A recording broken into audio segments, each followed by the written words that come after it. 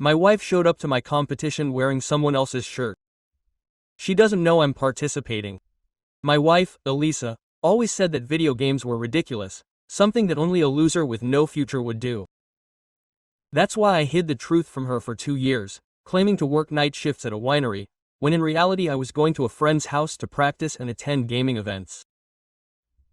I know it sounds absurd, but you have to understand me. I really thought she would leave me if she found out. However, I promised that after this tournament I would invite her to a fancy restaurant and confess that I adored her and that I also loved competing. The night before, I told her that I was working and would be away until dawn. She smiled. No problem. I'll spend the weekend at a spa with my sister. However, just 5 minutes ago I watched her enter the event hall and take a seat among the spectators. My brain went into overdrive as I settled into the gaming chair.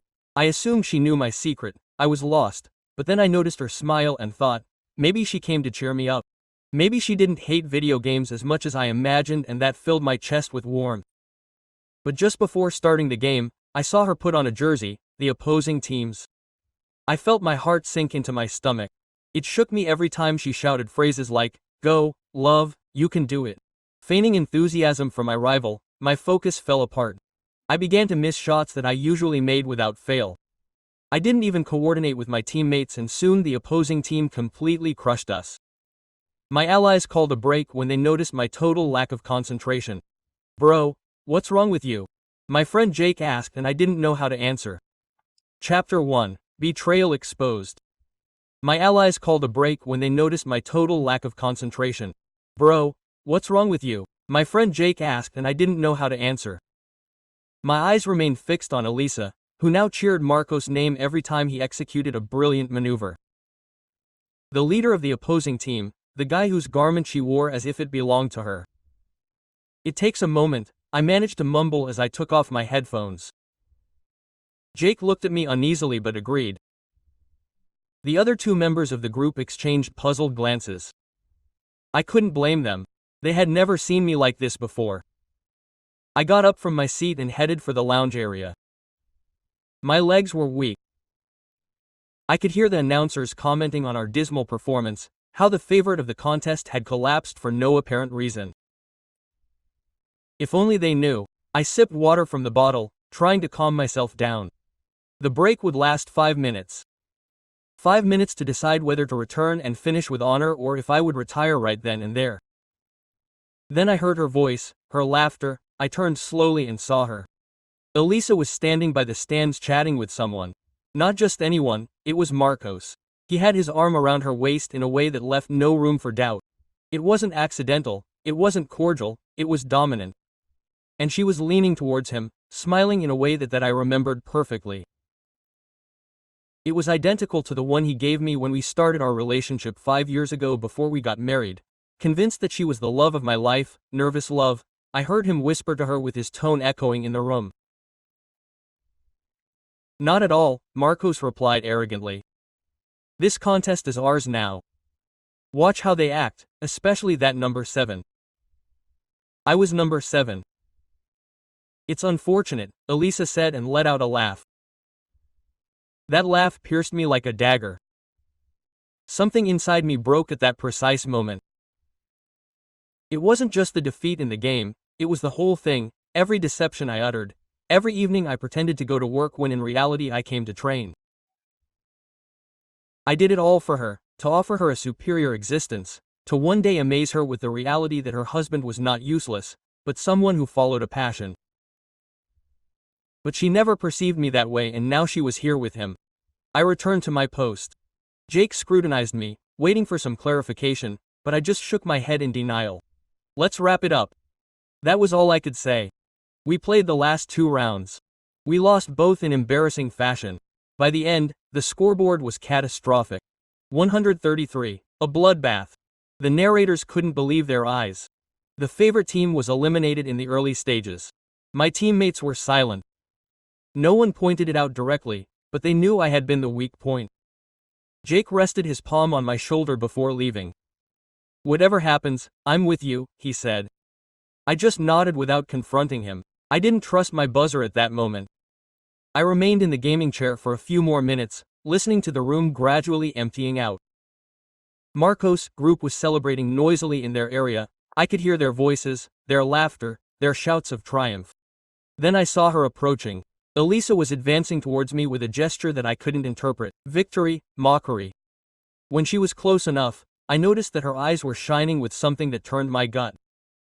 "What a show," she said, crossing her arms. "I thought you'd at least put up a bit more of a fight." I watched her without uttering a word.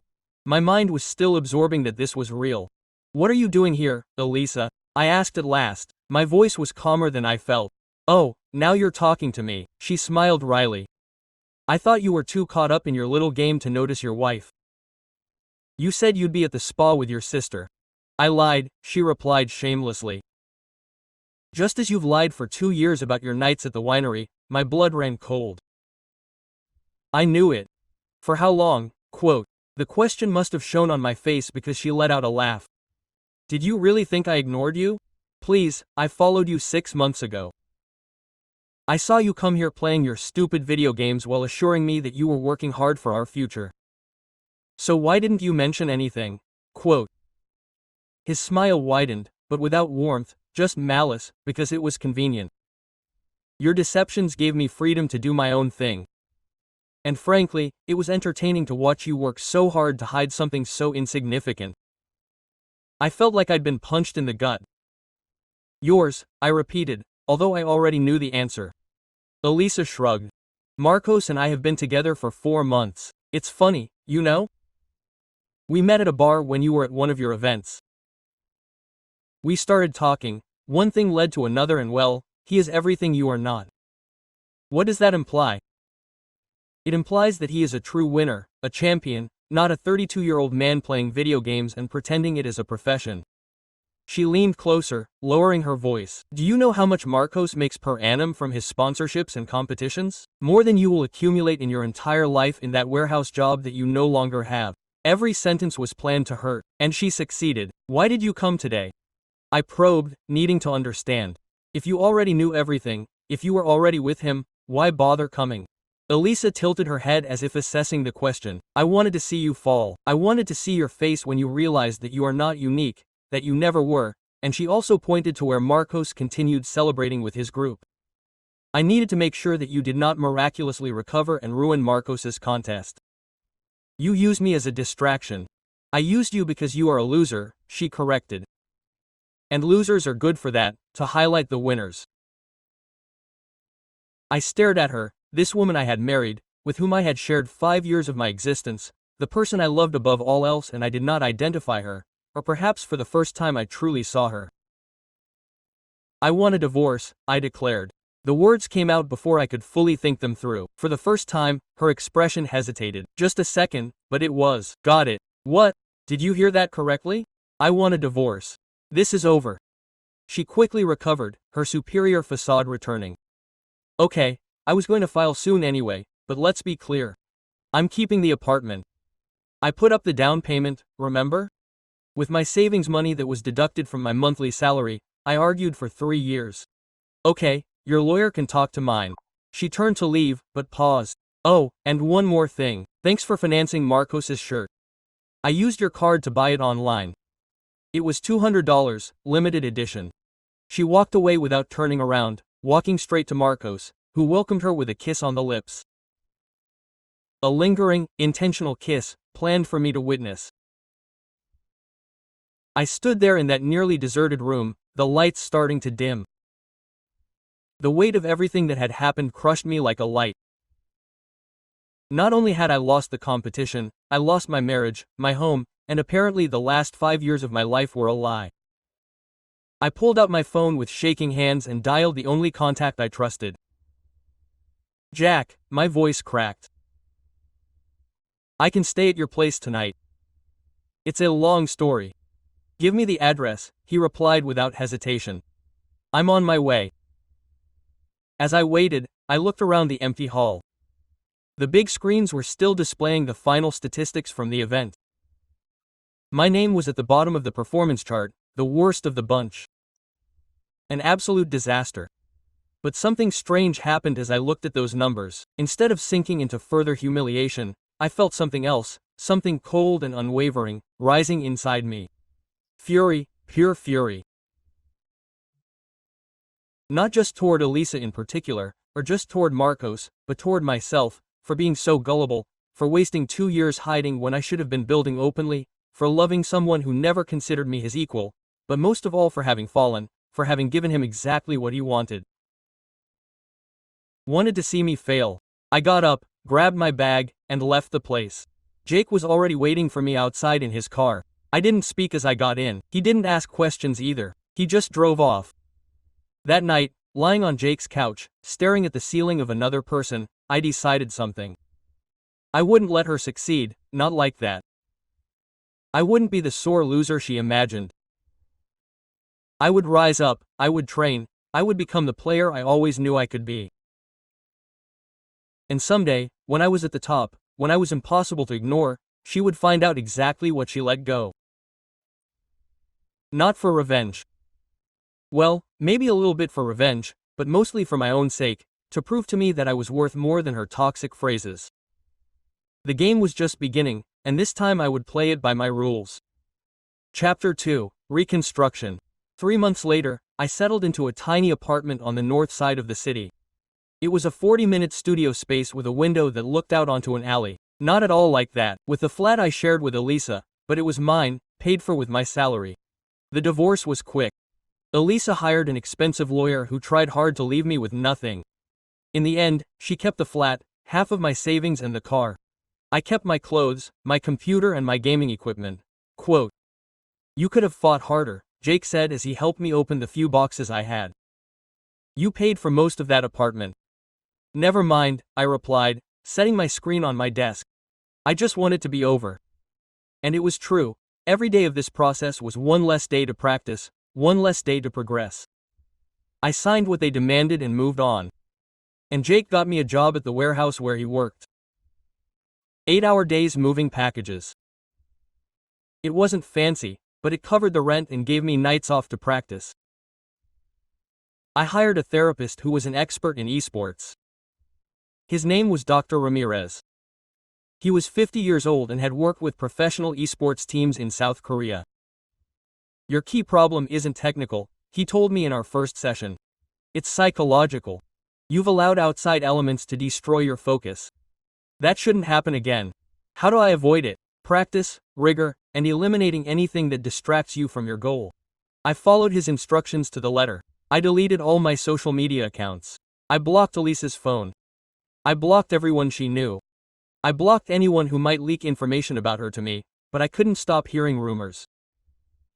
The professional gaming scene was small. People chatted. Marcos and Elisa showed up at every major event. She was constantly posting photos to Instagram. According to Jake, they were pictures of fancy restaurants, beach getaways, designer clothes. "Do you want me to stop telling you?"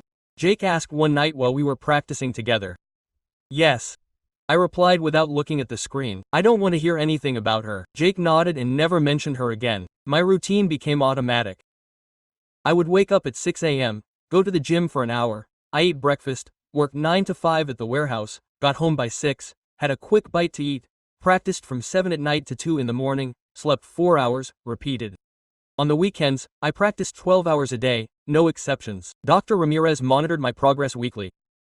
He taught me breathing techniques to control anxiety, showed me how to imagine plays before executing them, and helped me create pre-game routines that would center me mentally. "You're making progress," he said after 3 months of work. "Your rank numbers are consistently high now." It was true. I had climbed the ranks impressively. I was in the top 500 in the area. I was still climbing, but then Jake showed me something on his phone one night. I didn't want to do it. I saw it on his face, but he felt he had to inform me. It was a video of Marcos being interviewed after winning a regional tournament. The reporter asked him about his recent success. "I just stay focused," Marcos replied with that cocky grin I knew all too well. "I don't get distracted by nonsense. Some players can't handle pressure, they just fall apart when things get tough. I'm not like that." "Are you referring to anyone in particular?" the reporter asked, clearly looking for conflict. "I won't name names," Marcos said, but his smile grew. "But let's just say there are some people who should stick to warehouse jobs instead of trying to compete as professionals." The camera panned to Elisa, who was in the audience. She was laughing. I turned the video off. Jake looked at me with concern. Sorry, bro. I thought you should know. Okay, I replied. And surprisingly, he was. He can say whatever he wants. That night I practiced harder than ever. Every sentence Marcos said, every laugh Elisa gave me, turned into energy. Dr. Ramirez had taught me how to transform negative emotions into positive focus. It worked. A month later I got a message from a scout for a semi-pro team. They had been following my ranked games. They wanted me to try out for a spot on their roster. Is this for real? I asked Jake, showing him the email. It's Team Vanguard, Jake said, his eyes widening. They're serious. They compete in a secondary league. If you excel there, you could make it to the pro league. I went to the tryout the following weekend. It was at a gaming house on the outskirts of town. 5 players evaluated me over 6 hours of non-stop play. Eventually, the team captain, a guy named David, approached me. You have good mechanics, he said, but you play too cautiously, too defensively. I'm working on that. We need someone who can make bold plays when it counts. Can this be that guy? I thought about it for a second. The old me would have hesitated. I would have said yes, just to please, but that me was gone. Give me 2 more months of practice, I replied. I'll come back and show you. David smiled. I like your confidence. We'll give you the backup spot for now. Practice with us 3 times a week. If you show progress, we'll make you a starter. I accepted instantly. That night I called Dr. Ramirez to tell him. Good job, he said. But remember, this is just the beginning. The road will be tougher from here on out. I know it. Are you ready? I looked at my reflection in the dark window of my small apartment. I no longer saw the broken man who had lost that tournament months ago. I saw someone different, someone tougher. Yes, I replied. I'm ready. In the meantime, according to what David told me later, Marcos continued to reign over the professional circuit. He and Elisa were the hottest couple on the esports scene. Brands sponsored them together, they appeared in ads, but I no longer sought that information. I no longer cared about what they did. All I cared about was progress. All I cared about was the next level, and I was getting closer to reaching it with each passing day. The game continued and I was learning the true rules. Chapter 3, Ascension. 6 months after joining Vanguard as a substitute, I became a starter. David kept his word. I kept mine. My first official tournament with the team was in April. It was a minor regional competition, but the prize pool was $50,000 for first place. To me, it was more than money, it was confirmation. We won 3rd place. I was the team's top individual performer. Analysts started writing my name in their reports. You're causing a stir, David told me after the tournament. People are asking, who are you? Fine, I replied simply. In May, we qualified for the national championship. It was the chance I had been waiting for. If we won here, we would go straight to the professional league, the same level where Marcos competed. I practiced harder than ever. Dr. Ramirez increased our sessions to twice a week. He helped me prepare specific mental tactics for each team we would face. What if we play against Marcos' team? I asked one afternoon, how would you feel? I don't know, I admitted. I haven't thought about him or her in months, but if it does happen, will you be prepared? Yes, I replied without hesitation. I will be prepared. Dr. Ramirez nodded, satisfied with my answer. 2 weeks before the national championships, Jake showed me something on his phone during lunch at the warehouse. He usually didn't show me anything about Elisa, but this time he said it was important. It was an Instagram post from Elisa. The photo showed her left hand wearing a gigantic diamond ring. The caption read, "She's accepted Marcos's upcoming partner." Are you okay? Jake asked, searching my expression. I stared at the image for an extra moment. I waited for some emotion, heartache, anger, envy, anything, but all I sensed was a peculiar apathy. I'm okay, I replied, handing him back the phone. May she find happiness. And I meant it sincerely. I no longer cared what Elisa did with her existence. That chapter of my story was sealed. The national tournament began in June.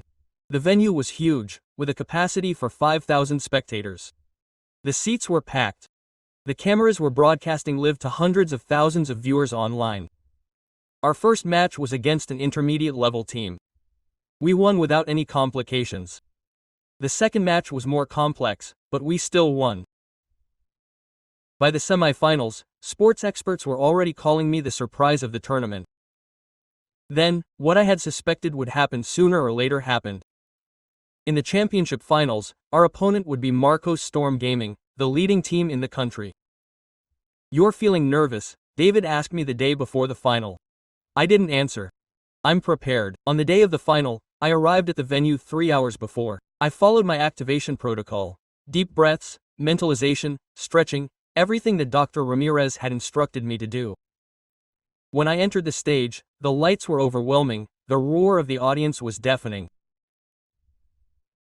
I looked toward the stands, something I usually avoided, and spotted her. Elisa was in the starting row, wearing a jacket with the Storm Gaming logo. Her engagement ring glistened on her finger. She chatted with other individuals, smiling, completely unconcerned. At that moment, our eyes met. Her laughter froze. I saw her whisper something to the lady next to her, pointing at me, probably detailing my identity. Her failed ex-husband, who now shared the same podium as her successful fiancé. I looked away. It didn't shock me. It couldn't shock me. I took my seat, put on my headphones, and the external environment faded away. Only the match remained. The confrontation began. Marcos acted as captain, as did I. That meant that we would clash directly in many actions. The initial 5 minutes were evenly matched. Both groups played cautiously, sizing each other up. Then Marcos tried an offensive maneuver in my sector. It was precisely the style of tactic that would have worked against the me of a year ago. The me who hesitated, the me who let himself be intimidated, but that me was gone. I predicted his action, I counterattacked, I neutralized him. First point for our side. I could hear the roar of the crowd, even with my headphones on. "Excellent," David said over the intercom.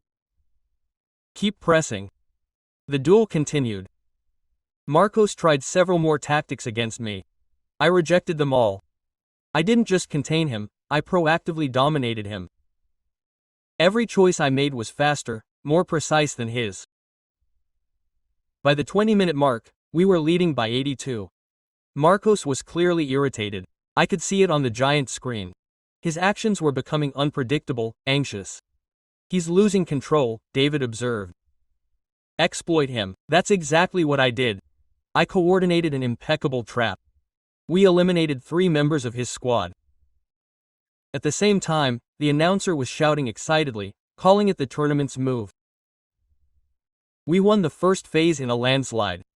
134. During the interval between phases, I glanced briefly toward where Elisa was. Her face had completely changed. She was no longer laughing.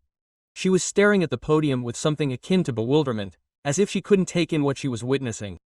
The second phase was more contested. Storm Gaming adjusted to our tactics.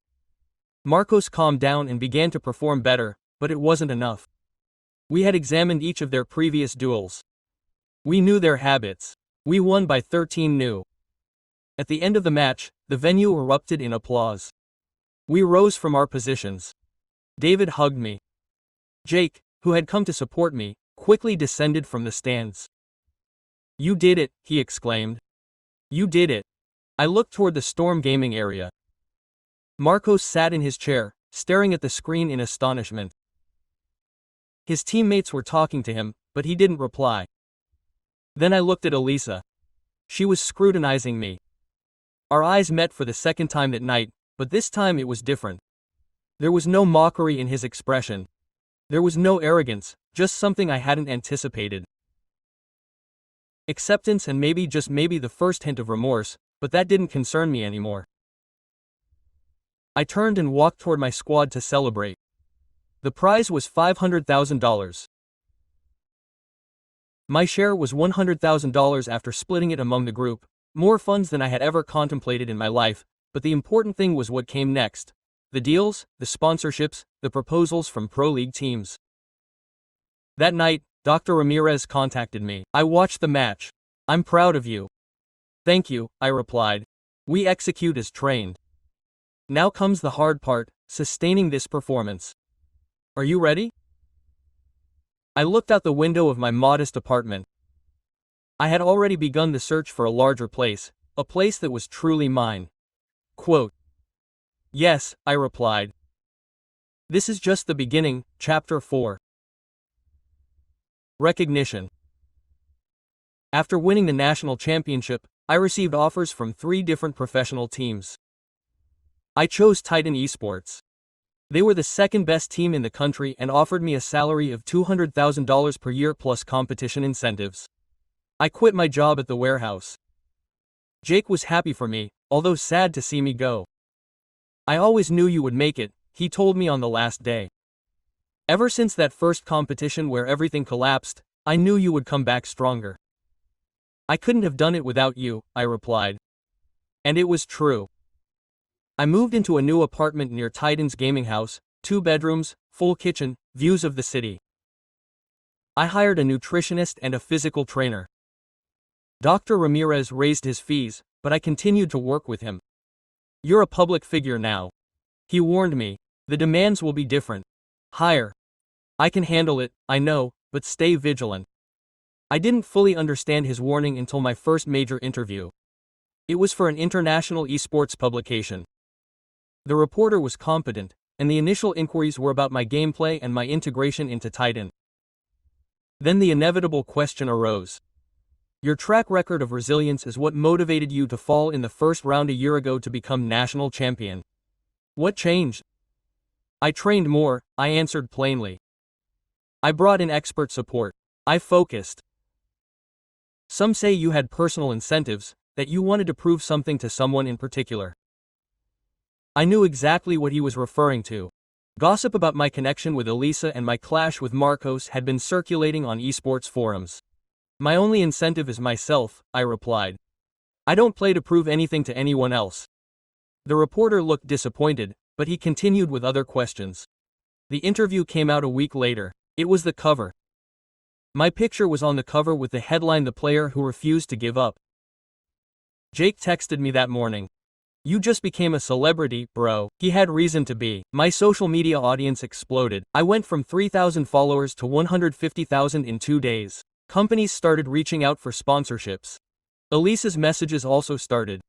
The initial one came 3 days after the magazine was published. It came from a number I didn't recognize, but I knew instantly it was her. We need to talk, please. I ignored it. I blocked the number. Another text came from a different number the next day. I know you're mad. Just give me 5 minutes. I'm begging you. I blocked that number too.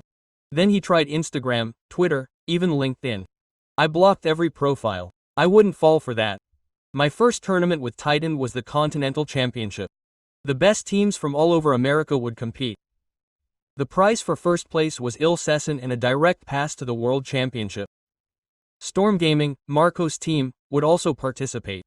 The press conference before the tournament was tense. All the captains of the groups involved were seated at a long table in front of the media. Me at one end, Marcos at the opposite. A reporter asked Marcos about his setback in the national championship. It was an unfortunate day, Marcos replied, his voice measured. Everyone suffers from them, but we've reviewed our mistakes and adjusted. It won't happen again. What do you think about potentially facing Titan again? The player who beat them in the finals, Marcos looked me in the eye for the first time since the start of the round. I respect all my rivals, he said. But one victory doesn't define a career. We'll see who prevails at the top in the long term. The reporters instantly asked me for my response. I have nothing to prove, I replied calmly. My performance will speak for me. After the press conference, as I was leaving the building, someone called out to me. Wait, I turned around. It was Elisa. She was standing near the side door, as if she had been waiting for me. She was wearing an expensive casual outfit. The engagement ring was still on her finger. She looked different somehow, thinner. There were bags under her eyes. "How did you get in here?" I asked. "This time is for authorized media and competitors only." "I informed the security personnel that you were my brother," she replied hurriedly. "Please, I only need 5 minutes. We have no pending issues." "Of course we do," she emphasized, approaching. I must clarify that I broke up with her, that you betrayed me for months, that you embarrassed me in public, that you bet against me.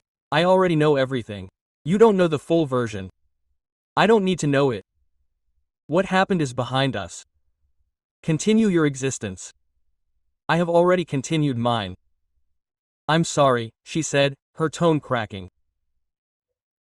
"I'm so sorry, I was ruthless, I was horrible to you, and I've had to live with it ever since." "Perfect," I replied without feeling. "That's how fairness persists." "Don't marry him," I blurted out suddenly. The sentences slipping out without thinking, Elisa was paralyzed. Quote, "What, Marcos? Don't marry him." "Not because it affects me, but because I understand you. We've been together for 5 years. I know how you feel when you truly love someone, and that's not it. No, with him, you don't know what I feel. It's true, I don't understand you anymore, but I know this. You get together with him for the wrong reasons, for the position, for the capital, to prove something, and in the end, you'll realize it."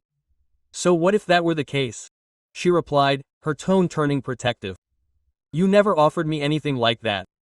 You worked in a warehouse and played digital games. What future did I have with you?" That was where the real reality emerged. It hadn't changed in the slightest. "Goodbye, Elisa," I said, turning around. "Wait," she shouted. "That's it. You're not even going to fight for what?" I cut her off without turning around. "There's nothing left to fight for. That episode ended months ago. I loved you." Her tone was barely a murmur. I paused. For a moment I considered answering, telling her that I had loved her too, that she had shattered me, that it had taken me months to heal, but I didn't because it didn't matter anymore. I kept moving forward without looking back. That night I told Dr. Ramirez about the event. "How did you feel when I saw her?" "Nothing," I answered sincerely. "I didn't experience anything, like seeing a stranger." "That's progress," she said. "It implies that you had truly left her behind." She was right. Finding Elisa didn't shock me the way I imagined it would. I didn't feel angry. I didn't feel melancholy. I didn't feel pleasure that she came to find me. I only felt apathy, and that, I understood, was the greatest revenge of all. I didn't need her to suffer. I didn't need her to complain. I just needed to move forward without her in my life, and that was precisely what I was going to do. Chapter 5, Decline. The continental competition lasted 2 weeks. Titan advanced to the semifinals without losing a single match. I was named MVP in 3 of our 5 matches. Storm Gaming also progressed, but with effort. They had a fight in the group stage and were almost eliminated in the quarterfinals. The experts observed that Marcos was not performing at his usual level. His numbers had dropped noticeably in the last 2 months. Some speculated that he had personal issues, others claimed that other competitors had simply advanced and he had not. The semifinals pitted Titan against Thunderstrike, a very offensive Brazilian team. We won 21 in a close series. I gave my best performance of the tournament in the 3rd match. Storm Gaming played their semifinal against a Korean team. They won 2-0 in a landslide.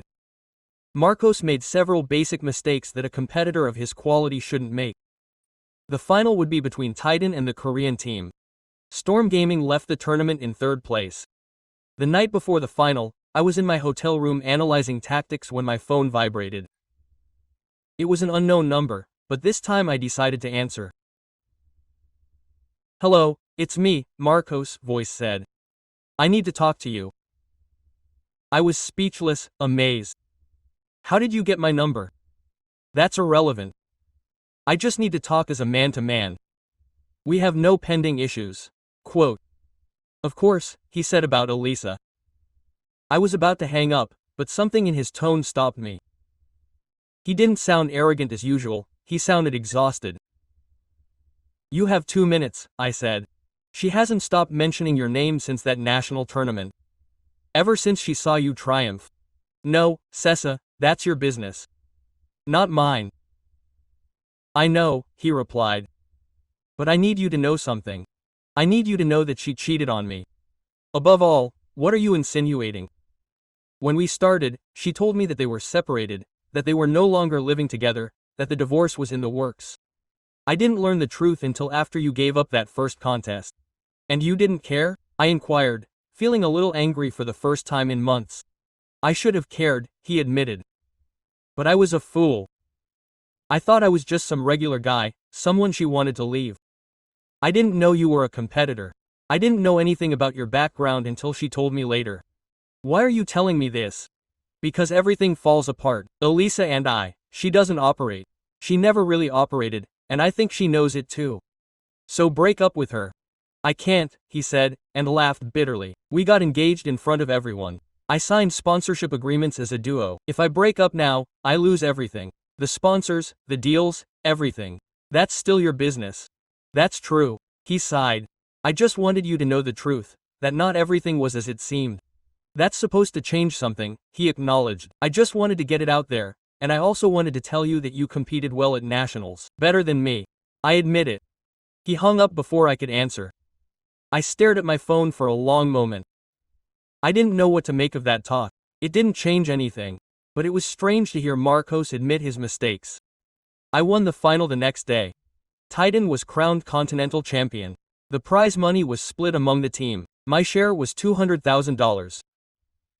During the awards ceremony, I looked for Elisa in the crowd without realizing it. She wasn't there. Marcos hadn't been there to watch the final either. 2 weeks later, I was in the middle of signing deals with 3 major firms when Jake sent me a report from an esports rumor site. Marcos Rivera and Elisa Dominguez end engagement. Sources close to the team confirmed the breakup. The report included a brief statement from Marcos. Sometimes things don't go as expected. I request privacy at this difficult time. There was no statement from Elisa. How are you feeling? Jake asked via text. Fine, I replied. She's no longer a part of my existence, and it was true. Reading about her breakup didn't give me any satisfaction. I didn't care. I had more important matters to focus on. The Esports World Cup was in 3 months. Titan had qualified directly. I would be the team leader. Dr. Ramirez had already drawn up a complete preparation plan to equip us. One afternoon, while I was practicing at the gaming house, I received an email. It was from an unknown address, but the subject line read, "Please read this." I opened it. It was from Elisa. I know you'll probably delete this without reading it. I don't blame you, but I need to say a few things, even if you never reply. It's true. I was teaming up with Marcos for the wrong reasons, and I realized it too late. We broke up a week ago. I'm not writing to ask you to come back. I know that will never happen. I ruined everything, and I have to live with that. I just want you to know that I was wrong about you, about video games, about everything. You were a visionary, and I tried to destroy that because I didn't understand it. I see your struggles now, all of them. Not because I want to get back with you, but because I finally understand. I understand devotion, I understand what it means to you, and I understand that I lost someone unique because I was too blind to see it when I had it. You don't have to reply to this. I just needed to say it. I wish you the best in the World Cup. I know you'll succeed. I read the email twice, then I closed it. I didn't answer. That night I talked to Dr. Ramirez about it. You felt a little melancholy reading it. I recognized not for her, but for what we could have been if she had been different or if I had been different. But you don't want that anymore. I didn't answer with certainty. I don't want that. So you put it behind you completely. Now you can close that episode forever. I was right. Elisa had been a key part of my existence. But that person was gone. I wasn't the same person I was with her either. We had both changed, only I had changed for the better, and now I had a World Cup to win. Chapter 6. Triumph. The Esports World Cup was held in Seoul, South Korea. It was the biggest event of the year. 32 teams from all over the world would compete for the title and a prize of $1,000. Titan arrived as one of the favorites. I had been ranked the 3rd best competitor in the world in my role by international experts. That night before the tournament, I was in my hotel room when I got a text from Jake. "You're gonna dominate, bro. The whole country is with you." I smiled. Jake had been my back through this whole process. Without him, I probably never would have made it. The tournament began. We won our first 3 matches without any complications. In the round of 16, we faced a very precise Japanese team. We won 21, but it was tough. In the quarterfinals, we were drawn against the strongest European team. I played the best series of my life. We won 2-0. The analysts compared me to the legendary South Korean competitors. In the semifinals, we faced China. We lost the first match, but we recovered and won the next 2. We reached the final. Our opponent would be the local team from Korea. They were the current champions, clear favorites of the tournament. On the day of the grand final, the venue hosted 20,000 attendees. Digital platforms registered more than 2 million concurrent viewers throughout the entire tournament. The planet. As I was getting ready in the technical area, my agent handed me my phone. "There's a text you should read," he said. It came from an anonymous number. I opened it and discovered it was from Elisa. "I'm following you from home. I just wanted to tell you how proud I am of you, not as your ex-wife, but as someone who once knew who you really are. Triumph today. You deserve it more than anyone."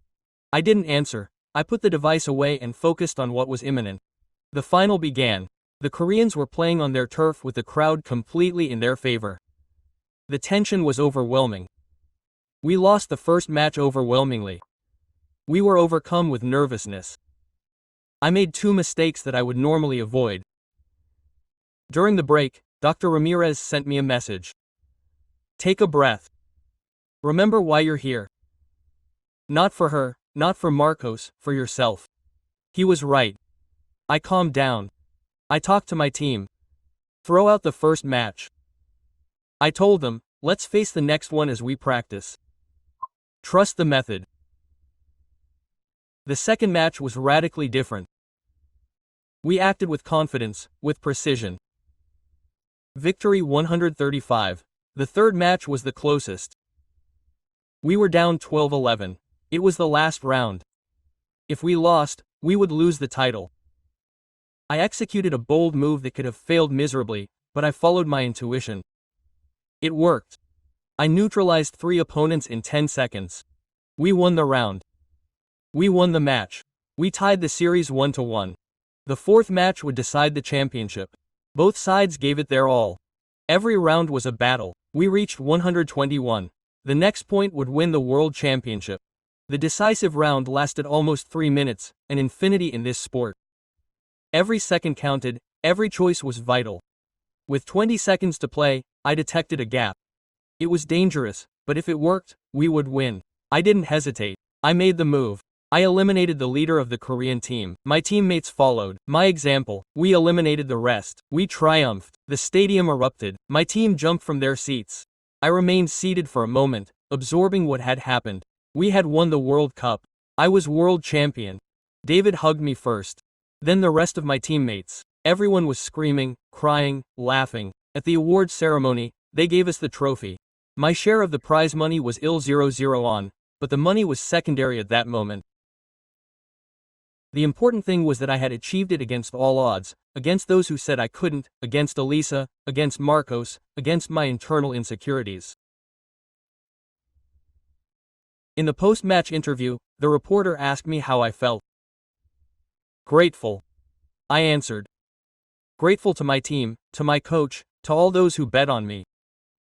A year ago you lost in the first round of a local tournament. What? I changed my mind, I answered simply. I stopped competing for others and started competing for myself.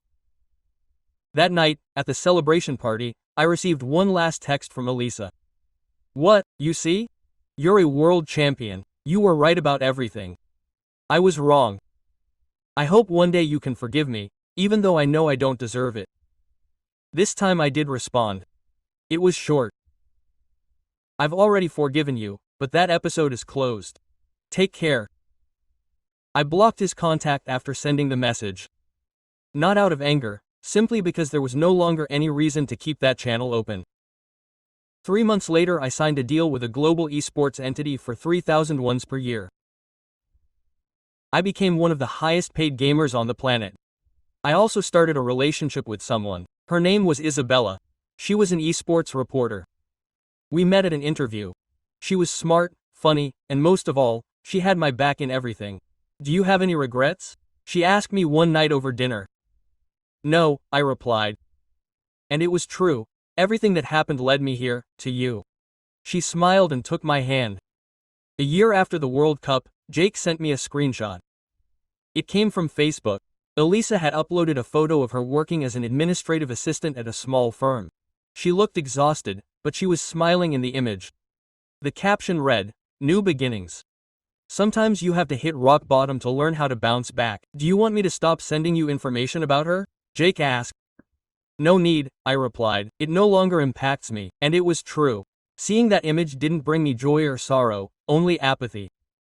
Elisa had taken her path, I had taken mine, and that was okay. That night, as Isabella slept next to me in our new apartment, I reflected on everything I'd experienced. From that humiliation in the tournament to winning the World Cup, from being devastated on Jake's couch to having a thriving career and a balanced relationship. The game was over and I had won. Not because Elisa failed, not because Marcos collapsed, but because I had learned the most valuable lesson of all. My worth never depended on what others thought of me. It depended on what I thought of myself. And finally, after all, I had learned to value myself. That was all that really mattered. Yeah.